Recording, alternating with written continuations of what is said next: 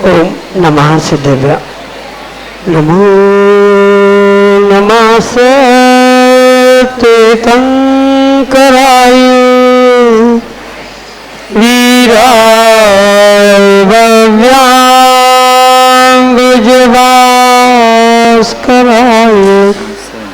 अनंतलोकाय सुरार्चिताय देवादिदेवाय नमो जिनाय देवादिदेवाय नमो जिनाय। पंच परविष्टि भगवान की जय। परम पूज्य आचार्य भगवंत गणाचार्य श्री विराग सागर जी महाराज की जय। परम पूज्य पट्टाचार्य आचार्य भगवंत गुरुवर विशुद्ध सागर जी मुनि महाराज की। परम पूज्य मुनि श्री प्रसम सागर जी सुप्रभ सागर जी महाराज जी की।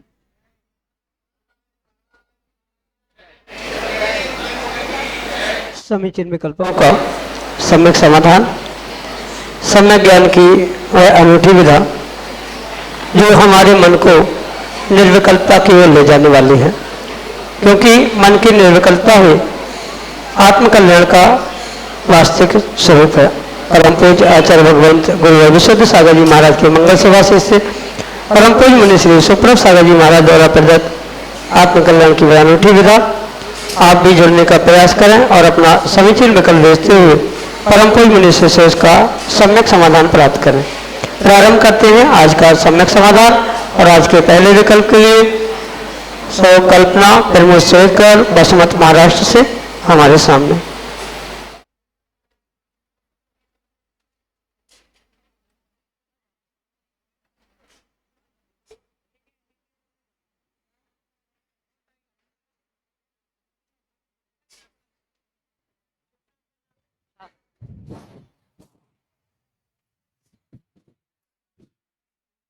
नमोस्तु महाराज जी, नमोस्तु नमोस्तु नमोस्तु नमोस्तु।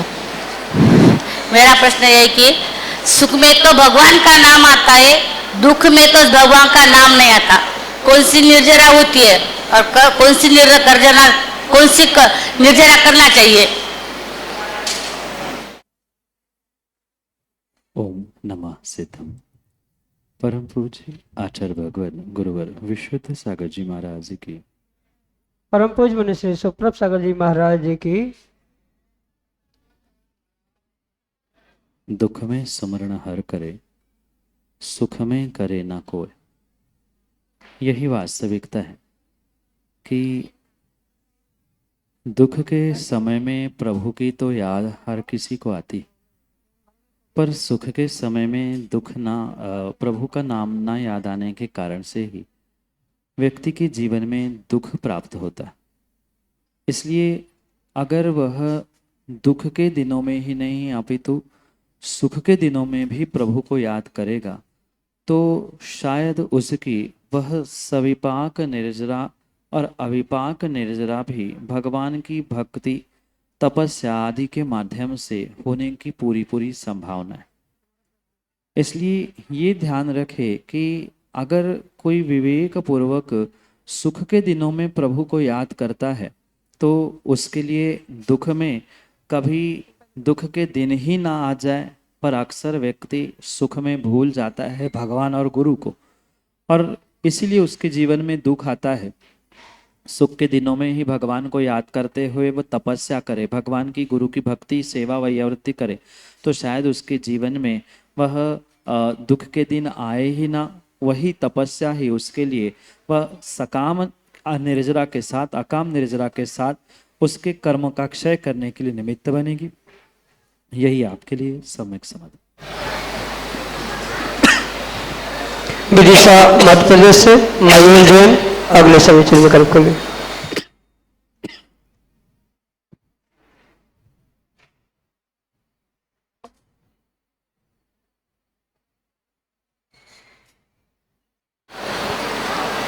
महाराज जी के चरणों में नमोस्तु नमोस्तु नमोस्तु, शुल्लक जी के चरणों में इक्षामी। महाराज जी, जैसा कि आपने बताया है कि नरक में जो 5 प्रकार के दुख बताए गए हैं, मानसिक, शारीरिक, परस्पर इत्यादि, वो सारे दुख तो मध्य लोक में भी पाए जाते हैं, हमारे जो संसार में उसमें भी पाए जाते हैं। तो नरक में और हमारे संसार में क्या अंतर है? बहुत अच्छी बात है। यूं देखा जाए तो संसार में सभी जगह सर्वत्र दुख ही दुख, पर जो नरक के और मध्यलोक, त्रियंश, मनुष्य आदि के दुख है, इनमें विशेषता ये अंतर है कि जो दुख नरक में है उनकी तीव्रता, उनकी क्वालिटी जो है वह किसी भी प्रकार से मध्यलोक में नहीं हो सकती। प्रकार भले ही दुखों के वही है, शारीरिक, मानसिक, दूसरों के द्वारा या उपसर्ग आदि देवों के द्वारा भी होते हुए देखने में आते हैं।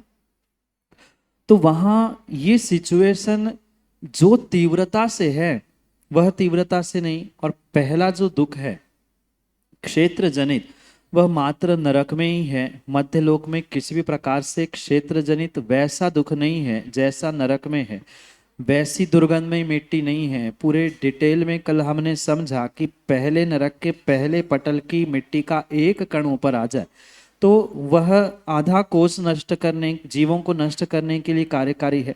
तो ऐसी भूमि वर्तमान में आपको कहीं मध्यलोक में मिलना संभव नहीं, वर्तमान में क्या किसी काल में भी मिलना संभव नहीं।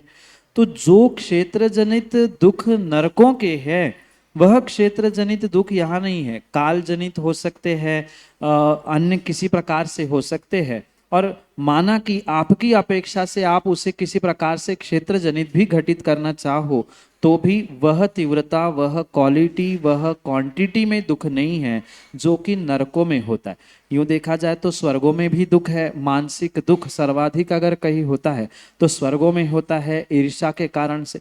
तो सुख या दुख के जो भेद है वह समान होने पर भी वैसा ही दुख हो या वही दुख हो ये बिल्कुल भी आवश्यक नहीं है। ये विशेषता वहां समझे। वहां नरकों के दुखों की क्वांटिटी, नरकों के दुखों के क्वालिटी, तीव्रता, पोटेंशियलिटी आदि जो विशेष रूप से वहां है वह मध्यलोक में या अन्य कहीं भी नहीं होती। और विशेष बात वहां ये है कि जो दुख वहां मिल रहा है उससे वो भाग नहीं सकते।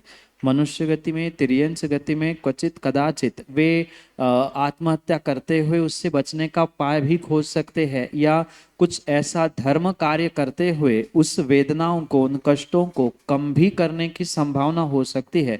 पर वहाँ धर्म नहीं है, देवशास्त्र गुरु नहीं है, कोई साधन नहीं है जो उनके कर्मों को निर्जरा रूप नष्ट करने के लिए कार्यकारी उपाय बने। ये विशेषताओं से वहाँ के दुख और यहाँ के दुखों में अंतर आपके लिए सम्यक समाधान से। नागपुर महाराष्ट्र से रीता राव का अगले समीचीन विकल्प करें।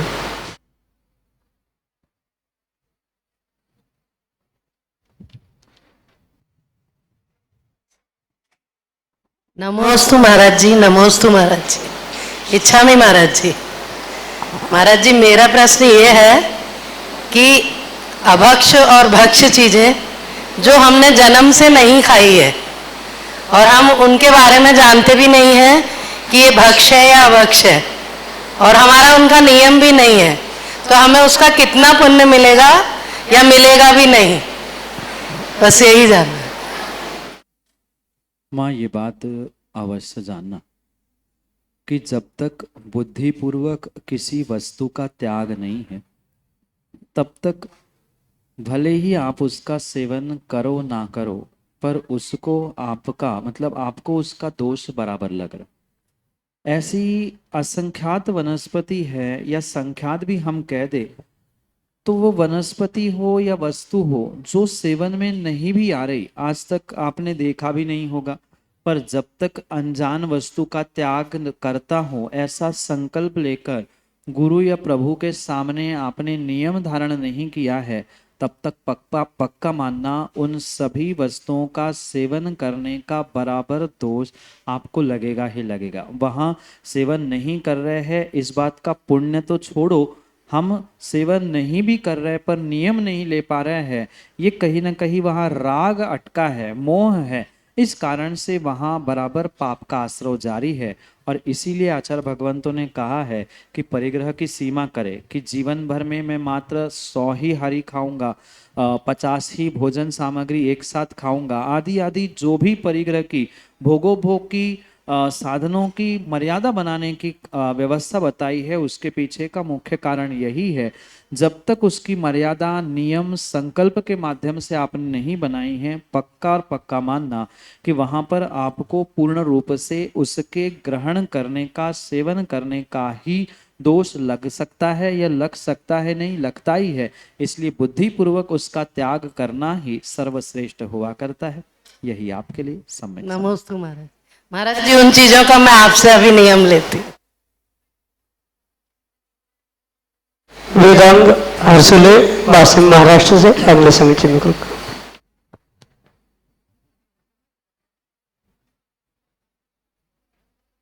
बारंबार नमोस्तु महाराज जी। महाराज जी, मैंने आपसे 2018 में वाशी में उपनयन संस्कार प्राप्त किए थे, क्या वो उपनयन संस्कार फिर से प्राप्त कर सकते हैं? नमोस्तु महाराज जी, मेरी शंका का समाधान करें। कोई भी संस्कार हंसी मजाक या खेल नहीं है कि पुनः पुनः उसे प्राप्त करें। जो लिए गए संस्कार है, नियम है, उनको उन दिनों को याद करते हुए अपने उन भाव और भावनाओं से, उन समयों से जुड़ते हुए आप अपनी उपस्थापना तो कर सकते हैं, पर पुनः पुनः संस्कार करवाना, बहुत सारे स्थानों पर हमने देखा कि जहाँ उपनयन संस्कार हो रहे हैं वहाँ माँ बेटों को भेज रही है, साल में 2-2, 4-4 बार उपनयन संस्कार हो रहे हैं, जीवन में 10 बार उपनयन संस्कार हो गए और नियम के नाम पे शून्य है। तो ये तो कोई बात नहीं बनती। ये कोई दिखावा मात्र सर मुंडाने के लिए, फोटो खींचने के लिए किए जाने वाले संस्कार नहीं है। एक बार भी आपने संस्कार ग्रहण किए हैं तो उसका आपको विवेक पूर्वक, श्रद्धा पूर्वक ही परिपालन करना आवश्यक है, दोबारा करने की आवश्यकता नहीं है। जो प्रतिमा पाषाण की एक बार सूर्य मंत्र और संस्कारों के द्वारा भगवान बन जाती है, पुनः उसे संस्कारित करके पुनः भगवान नहीं बनाया जाता। हाँ, किन्हीं कारणों से उसकी अशुद्धि हो गई है, कोई ऐसी घटना उसके साथ घटी है कि जिसकी शुद्धि समाप्त हो गई, तो वहाँ तो फिर भी संस्कार या और भी विधियाँ बताई गई है। तो ये मनुष्यों के लिए आवश्यक नहीं है। आप चेतन जीव है, गुरु के सामने हुए हुए दोषों के लिए प्रायश्चित ग्रहण करते हुए पुनः उन संस्कारों में, उन दीक्षाओं में उपस्थापित होते हुए आप अपना मार्ग प्रशस्त कर सकते हैं। पुनः पुनः संस्कार लेने की आवश्यकता बिल्कुल भी नहीं होती। यही आपके लिए सम्यक समझ। श्रीमती विमला जैन भोपाल मध्य प्रदेश से अगले समिति निकल कर।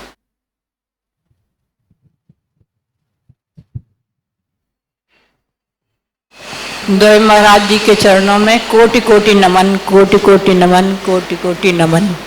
शुल्लक जी के चरणों में एक शामी। महाराज जी, मेरी एक शंका है कि मैं जब व्रत करती हूँ, व्रतधारी हूँ वैसे भी, तो मैं मंदिर शाम को नहीं जा पाती हूँ। मेरा घर 1-1.25 किलोमीटर दूर है। सब लोग कहते हैं कि आप बस से, गाड़ी से आ जाइए, किसी भी वाहन से आ जाइए, और मेरा मन नहीं करता है। मुझे लगता है कि जीवों की विराधना ज़्यादा होगी, तो मैं घर से ही प्रतिक्रमण जो श्रावक का जो काम है वो करती हूँ। तो इसमें मुझे दोष लगता है या पुण्य लगेगा या नहीं लगेगा? नमस्ते।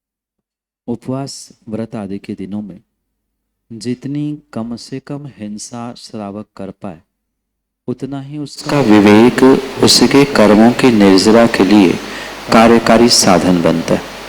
तो इसका मतलब ये भी नहीं है कि प्रमादी बनकर आप घर से निकलना ही ना चाहो।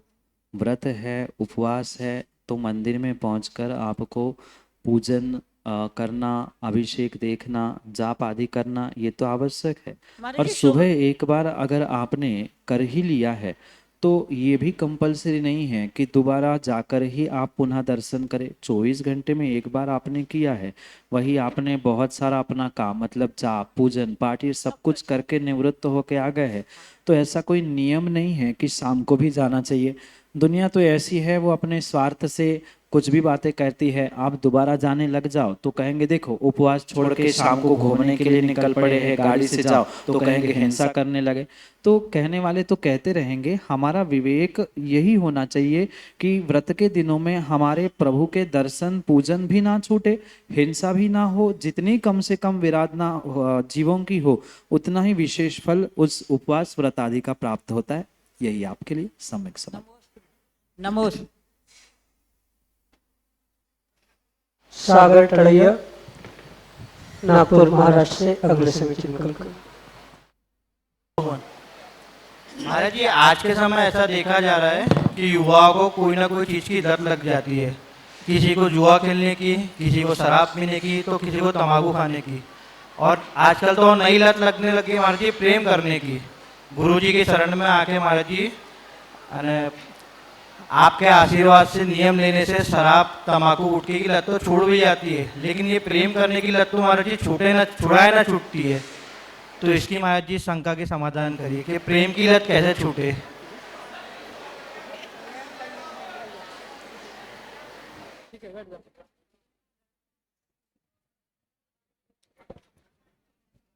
ये तो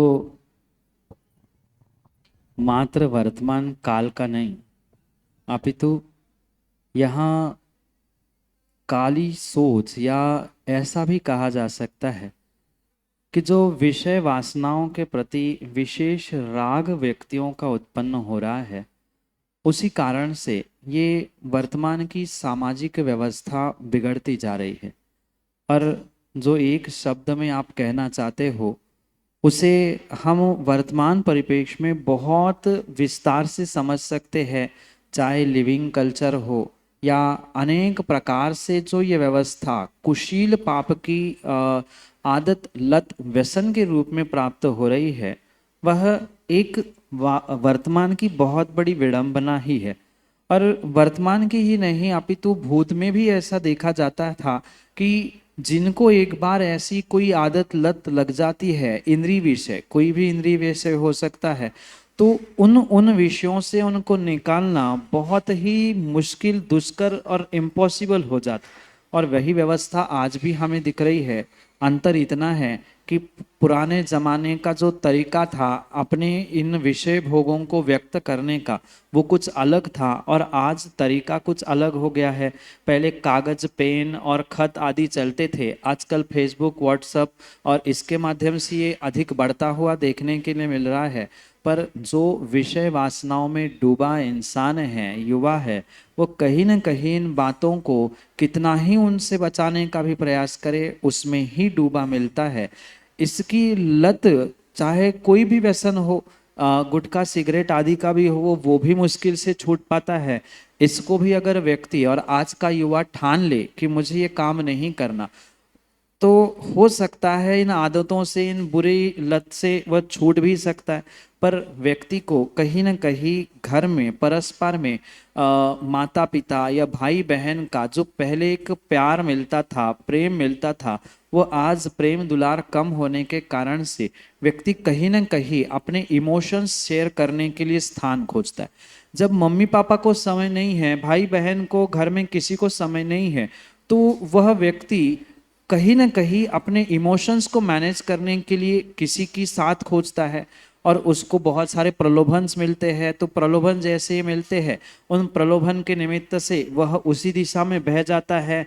और पैसे खर्च करने वाला कोई मिल जाए, मन मर्जी के हिसाब चलने वाला मिल जाए, फिर तो चाहे लड़का हो चाहे लड़की हो, फिर उसे प्रेम का नाम देकर उसमें वो बह जाते हैं।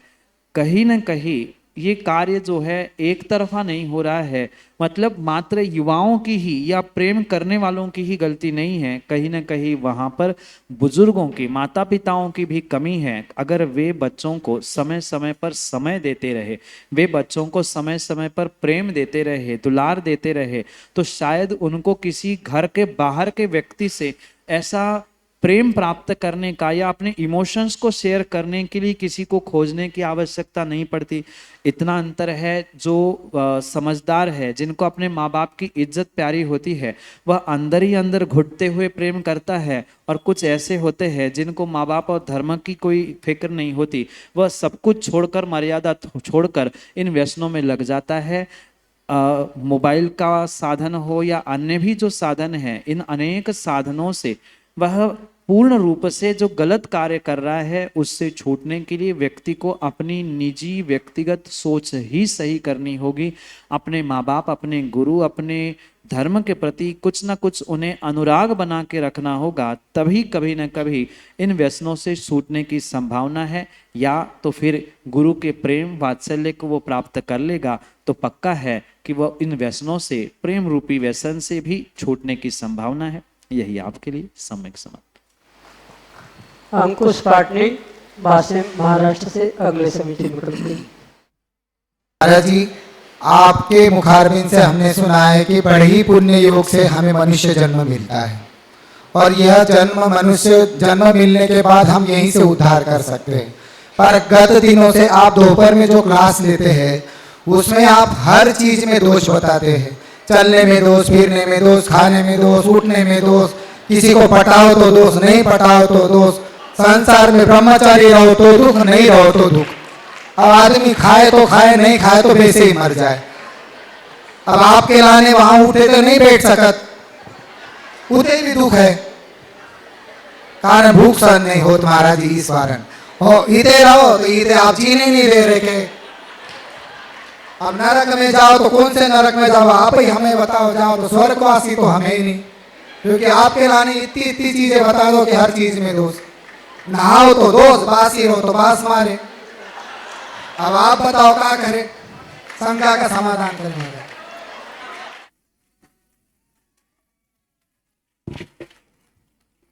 ये मात्र आपकी नहीं, अपितु संसार के बहुत सारे ना समझ जीवों की समस्या है। अगर जीव हकीकत को समझ ले तो शायद उनके सामने ये समस्या आए ही ना कि हमें करना क्या है। ऐसा ही प्रश्न आप जैसे ही कुछ अधिक समझदार शिष्य ने आचार्य वट्टकेर स्वामी से पूछा कि भगवान, आपने कहा श्वास लेने में भी हिंसा है, तो मैं नाक बंद करके मर जाऊं? आप कह रहे हैं मर जाऊं, सो भी पाप लग रहा है, तो करूं तो क्या करूं? क्योंकि हर कार्य में जब हिंसा दिखती है तभी व्यक्ति विवेक से प्रमाद रहित होकर जीना सीखता है। उत्तर देते हुए आचार्य भगवान कहते हैं, तुम ऐसे चलो, ऐसे खाओ, ऐसे पियो, ऐसे श्वास लो, ऐसा कार्य करो जिससे तुम्हारा कम से कम पाप हो, कम से कम प्रमाद हो। जितना आप यत्नाचार पूर्वक यानी प्रयत्न पूर्वक जीवों की रक्षा करते हुए जीने का प्रयास करोगे, पक्का मानना उतने ही आप हिंसा से बचोगे, ये पक्का है। इसका मतलब ये नहीं है कि हम भूख नहीं सद रही है या कुछ कर नहीं पा रहे हैं तो साधु ना बने। साधु नहीं भी बन पा रहे हैं, पर साधु की सेवा करते हुए किए गए पापों का प्रक्षालन भी किया जा सकता है। जो आज तक बहुत सारी गलतियां अनजाने में हुई है उसका भी प्रायश्चित गुरु के पास जाकर लिया जा सकता है। इसके अलावा जो श्रावकों के लिए कहा है, मतलब प्रयत्न पूर्वक संकल्पी हिंसा का त्याग करते हुए शेष जो हिंसा उद्योगी, आरंभी और विरोधी हिंसा है उसमें भी आप प्रयत्न पूर्वक प्रयास करते हुए उसका परसेंटेज, उसकी पोटेंशियलिटी, उसकी क्वालिटी, उसकी क्वांटिटी, ये सब कुछ कम कर सकते हैं। ऐसा है नहीं है, अगर व्यक्ति सोच ले और ठान ले तो उसके लिए आवश्यकता नहीं है कि अभक्ष ठेले पर ही चाट चाटने से ही आपको बहुत सारा पुण्य मिले। ये भी आवश्यक नहीं है कि पंचम काल का हर इंसान नरक में ही पहुंचे। आप यत्नाचार पूर्वक यानी प्रयत्न पूर्वक जीवों की रक्षा करते हुए चल रहे हैं तो आपको वहां हिंसा का दोष बिल्कुल नहीं लगता, क्योंकि आचार्य भगवंतों ने स्पष्ट कहा है, प्रमत्त योगात प्राण व्यप्रोपणम हिंसा, यानी प्रमाद के निमित्त से जहां आपका प्रमाद है, कुशल क्रियाओं में अनादर है, आलस है, कल आज की बात कल पे डालने की जो व्यवस्था है, यही आपको हिंसा के लिए निमित्त बन रही है। वही आप खाते समय, बैठते समय, उठते समय, सोते समय, श्वास लेते समय, प्रत्येक कार्यों में ये विवेक रखे कि मेरे द्वारा जीवों की हिंसा ना हो, मेरे द्वारा जीवों की विराधना ना हो। ऐसा सोचकर आप जो भी कदम उठाओगे, वहां हिंसा आपकी निग्लिजिबल यानी बहुत ही माइनर होगी, बहुत ही छोटी होगी, जो कि एक श्रावक अवस्था की अपेक्षा से उचित कही। और उन दोषों का भी प्रक्षालन करने के लिए प्रायश्चित, प्रतिक्रमण और भी बहुत सारी बातें वहां पर कही गई है। इसलिए ये सोचकर हम मौज मस्ती में ना जिए कि जब हम कुछ कर ही नहीं पा रहे हैं या इन्हीं में हमें जाना ही है, नरक जाना ही है, तो हम और मौज मस्ती कर ले। ये सोच गलत है, ये तरीका सोचने का, जीने का गलत है। हम ये निर्णय करें कि हाँ, हमें सामने गलत काम दिख रहा है और करना भी पड़ रहा है श्रावक होने से, तो उसमें भी 100 जीवों की विराधना की जगह मैं कैसे 50 या 60% उसमें कटौती कर सकता हूं, कैसे उससे बचता हुआ अपने पापों को, मतलब अपने कर्माश्रव से बचने का प्रयास कर सकता हूं।